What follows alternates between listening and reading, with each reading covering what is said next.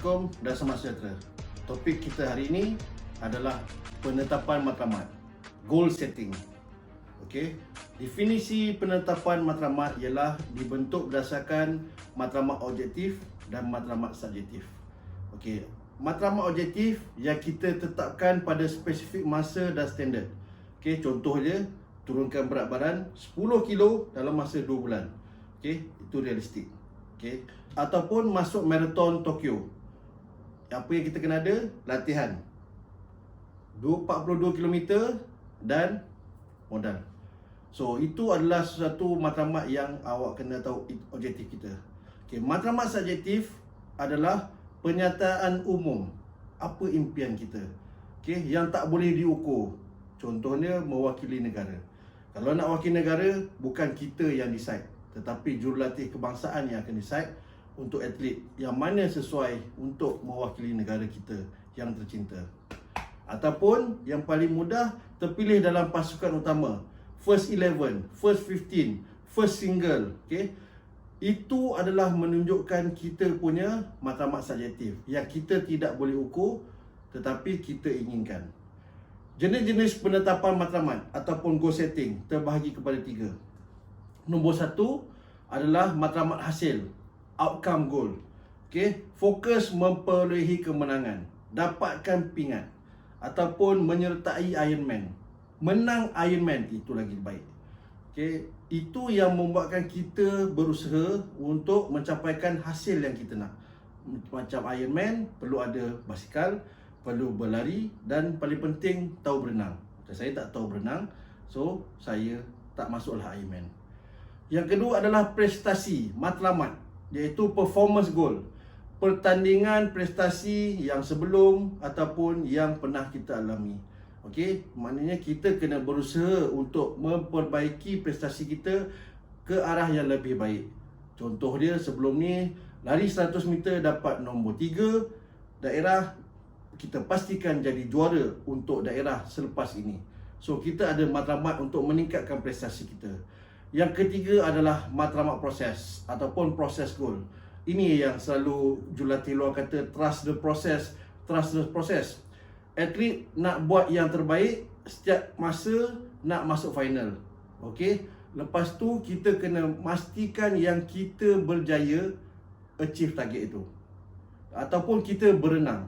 Okey, kita mesti capai masa yang tertentu ataupun cara stroke kita makin lama makin laju, makin lama makin panjang. Itu adalah matlamat proses kita. Lagi satu adalah contoh dia adalah menjadi lebih positif. Okey, apa yang dinamakan positif ialah mestilah membuat sesuatu untuk meningkatkan diri kita. Ketiga penetapan matlamat itu membolehkan atlet ataupun jurulatih berusaha pada sasaran untuk bekerja keras, jaga masa, push to the limit, berusaha lebih daripada biasa untuk mencapai kejayaan. Penyelidikan untuk matlamat ataupun goal setting ada pasangannya. Ia menjurus kepada motivasi diri. Yang pertama, mestilah ia spesifik ataupun umum. Kalau spesifik, maknanya kita nak turunkan berat kita 10 kilo. Okey, itu adalah spesifik. Okey, kalau umum, saya nak sihat. Itu pasal saya turunkan berat saya 10 kilo. So, itu adalah umum, nak sihat. Yang kedua adalah jangka pendek ataupun jangka panjang. Untuk jangka pendek, dia adalah di bawah 3 tahun ataupun 4 tahun. Okey, di mana seseorang atlet mesti berusaha untuk mencapai kejayaan ketika UPSR, PT3 dan SPM. Tak dinafikan lagi di Malaysia, peperiksaan memainkan peranan penting untuk berjaya ataupun terpilih mewakili universiti ataupun sekolah-sekolah idaman seperti di asrama penuh ataupun MRSM. Okey, berjaya ataupun tidak berdasarkan usaha kita. Jangka masa panjang 5 hingga 8 tahun. Okey, daripada peringkat sekolah masuk ke universiti. So dah habis sekolah, kita nak masuk universiti. Tetapi bukan sekadar masuk universiti saja sebagai atlet, tetapi mestilah graduat ataupun berjaya. Kerana di universiti terdapat macam-macam program yang disediakan untuk atlet, terutamanya UPNM yang mana menawarkan sekarang program untuk atlet-atlet kemasukan fast track dalam fakulti kecergasan. Apa yang kita faham adalah macam mana kita nak capai. Okey. Yang ketiga, daripada senang kepada susah. Contohnya, lari 3 km sehari. InsyaAllah semua boleh buat sehari. Tetapi yang susah je, lari 3 km selama 3 bulan. Iaitu 90 hari without fail ataupun tanpa berhenti. Ini adalah sesuatu yang perlukan kekuatan berdasarkan matlamat kita. So, kita target, kita tulis dan kita tengok adakah kita berjaya capai ataupun tidak. Yang keempat adalah physical fitness task. Okey, berapa kali kita boleh sit up satu hari? Berapa kali kita boleh chin up? Okey, kalau kita buat sit up sehari kita buat 30 ataupun dalam masa seminit kita buat 30, selepas ni kita usahakan jadikan 31, 33, 35. So, kita boleh ukur kekuatan kita berdasarkan kita punya physical fitness task. So, kita nampaklah kemajuan. Daripada situ, bolehlah kita tengok adakah kita berjaya improve diri kita ataupun kita masih berada di takuk yang lama. Ataupun contoh yang lain, jumping smash dalam masa seminit. Berapa kali kita boleh buat jumping smash dalam masa seminit? Nampak seminit 60 saat macam senang. Tetapi mampukah kita buat? Sekali kita buat, katalah 12 kali. Okay? Lepas tu kita kena usaha 13 kali. Lepas tu kita kena jadi lebih baik daripada latihan kita.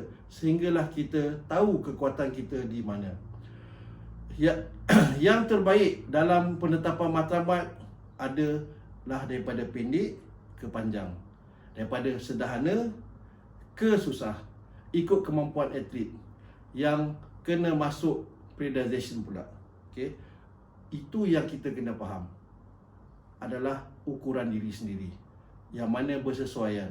Okay, untuk periodization, saya rasa beloklah tanya jurulatih ataupun jurulatih bolehlah mengajar pelajar-pelajar macam mana untuk buat periodization supaya dapat merancang penetapan matlamat atlet. Okay, bersesuaian dengan atlet.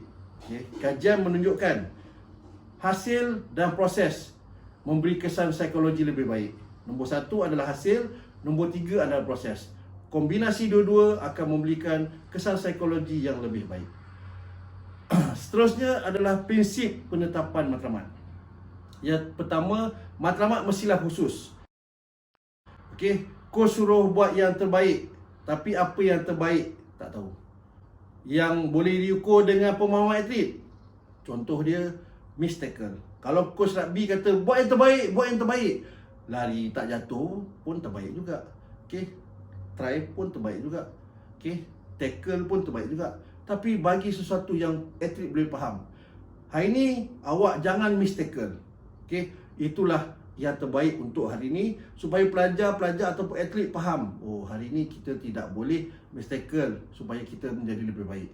Kalau kita miss tackle, maknanya kita kena improve diri kita lagi. Yang kedua, mengatur sederhana ke arah suka. Tetapi mestilah realistik. Okey, kalau susah and tak capai akan musnahkan harapan dari awal. Sebab kita punya impian kita terlalu tinggi. Contoh, kita nak masuk Ironman. Macam mana kalau kita nak masuk Ironman kalau kita berbasikal pun tak tentu lagi boleh. Kita tak boleh berenang. Kita kena usaha. 3 disiplin tu barulah kita boleh join dalam Ironman. Contoh dia Menteri Sains dan Teknologi dan Menteri Kewangan adalah 2 yang aktif dalam bersukan dan mereka juga compete dalam pertandingan Ironman. So, respect to them. Apa yang kita kena tahu adalah macam mana kita nak buat prinsip penetapan matlamat kita. Kita mesti mengatur daripada benda yang biasa, sederhana ataupun senang kepada susah. Lepas tu kita kena tahu apa yang kita nak capai tu boleh kita faham. Kemudiannya jangka pendek kepada jangka panjang. Apabila menjadi jurulatih, kita dari peringkat bawah 12 tahun, jurulatih olahraga. Kita tahu ada atlet tu ada potensi. So kita develop. Bukan kita develop dan kita pun ikut sama. Sebab setiap jurulatih memainkan peranan. Jangan ingatkan kita jurulatih skor rendah, kita tidak penting. Semua jurulatih penting. Kerana ia membina ataupun buat karakter atlet daripada peringkat akar umbi sehinggalah mereka berjaya. Jurulatih skor rendah, ini pengkhususan dia. Jurulatih skor menengah, ini pengkhususan dia. Jurulatih universiti, ini pengkhususan dia. Dan jurulatih kebangsaan negeri, ini pengkhususan dia. So, empat-empat apabila digabungkan, dia akan menjadikan atlet itu lebih berjaya dan sentiasa menghormati jurulatih mereka. Kerana sebagai seorang atlet, kita pasti akan ingat jurulatih yang menaikkan kita ataupun yang menjaga kita. Seterus adalah tetapkan matlamat untuk latihan dan pertandingan. Inilah kelemahan kita. Kita sering kali tetapkan matlamat kita, goal setting kita ketika pertandingan sahaja. Tetapi kita tidak set pada matlamat ataupun ketika latihan. Contoh yang boleh diberi adalah ketika latihan. Hari ini saya nak lari 100 meter bawah 15 saat sebanyak 5 kali. Itu yang kita kena buat. Latihan pun kita perlu set, pertandingan kita kena set. Apa yang menjadi masalah adalah pertandingan di Malaysia kurang. So bila pertandingan kurang, kita set pada pertandingan, so kita punya penetapan matlamat untuk pertandingan ada sedikit. Tetapi kalau kita ada penetapan matlamat yang untuk latihan, so kita dapat setiap pagi bangun mempunyai sesuatu fokus kepada kita punya kehidupan sebagai seorang atlet ataupun jurulatih ketika latihan. So, apa yang penting adalah player ataupun atlet mesti tahu kalau matlamat pertandingan je tak banyak game, pemain akan rasa tertunggu-tunggu dan akan frust.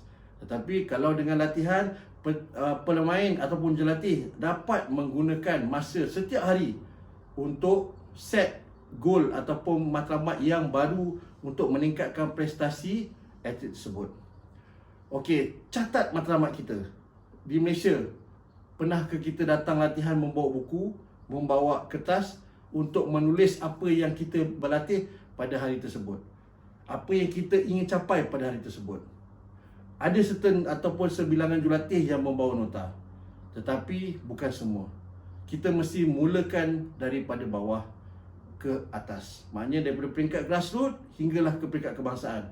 Kita mesti start tulis. Kita mesti start catat supaya kita nampak perkembangan atlet kita. Kita nampak perkembangan diri kita sebagai seorang atlet. Hari ini saya achieve. Hari ini saya, itu pasal gunanya diary. Bukan bawa hulu kilir lepas tu tak guna. So ini yang menjadi sesuatu yang kita impikan. Okey, bab kata pepatah, di luar pandangan, di luar fikiran. Okey, orang putih cakap out of sight, out of mind. So kalau kita tak nampak apa yang kita impikan, apa yang kita matlamatkan, so kita tak akan berusaha dan kita tak akan kekal konsisten terhadap apa yang kita nak. Yang berjaya, tandakan. Yang tak berjaya, it's okay, usaha lagi. Itu pasal nama dia penetapan matlamat, supaya awak ataupun atlet boleh achieve apa yang kita nak. Penetapan matlamat mestilah mengikut personality dan keazaman atlet tersebut. Tapi saya percaya sebagai seorang atlet ataupun sebagai jurulatih, anda semua adalah orang yang mempunyai keazaman dan personality yang menarik, yang mampu dikontrol di pemikiran anda untuk berjaya. Selaras baru dengan rancangan jurulatih dan program. Okey, maknanya jurulatih kena tengok macam mana prestasi atlet anda dan atlet kena bagi tahu coach macam mana apa yang awak nak untuk capai matlamat awak. Sistem 4W untuk mencapai matlamat. Apa itu sistem 4W? Yang pertama, willpower. Hasrat dan impian ataupun matlamat impian untuk menjadi pemain daerah, pemain negeri, pemain negara. Okey, contoh hoki. Mula-mula main mestilah tak biasa, kekok. Lama-lama bila kita berlatih, kita akan mendapat tempat daripada peringkat sekolah ke daerah, negeri dan akhirnya satu hari nanti saya doakan semua atlet mewakili negara. Lagi ramai yang bersaing, lagi bagus yang akan jadi kepada pasukan kebangsaan. Contohnya kita 34 juta rakyat Malaysia, kita masih lagi mengejar pingat emas sukan Olimpik yang pertama. Sekiranya kita semua bekerjasama, insya-Allah. Yang kedua adalah one power. keinginan. Menetapkan matlamat jangka pendek yang realistik, permainan, kawalan, badan sadar, jantung yang kuat untuk buat kardiovaskular, itu adalah keinginan kita, tetapi kita perlu berlatih. Yang ketiga, willpower, cara mengembangkan pelbagai rancangan nak capai ataupun mengatasi masalah kita. Menangkap bola tinggi, ada player takut bola tinggi, so kita kena cari cara untuk menyelesaikan masalah tu. Dengan tahu kelemahan, kita akan dapat selesaikan segala permasalahan yang mengganggu minda kita untuk berjaya. Kalau pertama tak berjaya, tanda tak berjaya, pangkah. 2 tak berjaya, pangkah. 3 berjaya, tik. 4 berjaya, tik. Lepas tu anda akan ada keyakinan untuk menangkap bola tinggi dan anda boleh mencapai kejayaan. Yang keempat, willpower, keazaman. Ini sesuatu yang saya tahu semua atlet ada. So untuk keazaman kita adalah menentukan kekuatan, komitmen kita, disiplin walaupun apa yang berlaku, walaupun ketika kecederaan, ketika kekalahan. Willpower ni adalah di dalam sini dan di dalam sini. Ia membantu kita pergi lebih jauh. Seterusnya adalah sokongan matlamat. Bincang dengan rakan-rakan, bincang dengan jurulatih, bincang dengan keluarga. Apa itu sokongan matlamat? Ia sesuatu yang kita rancang, kita punya goal setting, apa yang kita nak capai. Lepas tu kita bincang adakah sesuai untuk diri kita. Tanya teammate, hari ni saya nak lari 2.4 km in 12 minit. Itu standard. Tiba-tiba dapat 13 minit. It's okay. Kawan-kawan pun tahu, tak apa Zack, kau boleh, kau cuba lagi. Besok cuba 12.17. Besok cuba lagi 11.59. Maknanya kita telah berusaha. Jurulatih pun nampak, keluarga pun akan support. Seterusnya adalah maklum balas mengenai matlamat. Minta jurulatih menilai. Kawan-kawan bagi pandangan tentang apa yang kita buat. Jumpa masa yang sesuai. Inilah masalah kepada atlet dan jurulatih. Selalu bincang lepas latihan, selalu bincang selepas pertandingan, bincang pada masa yang tenang supaya kedua-dua dapat memberikan feedback yang baik. Lepas tu adalah untuk memudahkan jurulatih memberi ilmu supaya dapat meningkatkan prestasi atlet ke maksimum. Masalah dalam matlamat. Yang pertama adalah yakinkan diri sendiri. Boleh ke aku buat? Lepas tu yakinkan jurulatih, boleh ke anda menjadi yang terbaik untuk dia. Lepas tu jurulatih pun perlu yakinkan diri untuk develop anda. Tapi adalah lebih elok ada matlamat daripada tak ada langsung. So sekurang-kurangnya kita mempunyai checklist untuk tengok matlamat kita, apa yang kita nak buat. Tak capai tak apa, janji usaha nak capai kepada apa yang kita matlamatkan. Yang terakhir, jangan banyak sangat matlamat. Matlamat boleh berubah mengikut kesesuaian atlet menuju puncak kejayaan. Contoh tadi, lari 2.4 dalam masa 12 minit. Dah sekali dah lari dah masa 11 minit. Buat 10 minit pula. Kita nak capai. Dah dapat 10 minit, buat 9 minit. So maknanya kita akan berusaha menjadi lebih baik setiap kali kita berlatih. InsyaAllah. Saya percaya semua atlet, semua jurulatih akan bergabung untuk sekarang bertukar menjadi lebih baik. Start ada catatan, start ada matlamat, start ada periodization untuk latihan. Dan yang paling penting, start bertanya supaya kita menjadi lebih baik. Itu saja daripada saya. Coach Zack.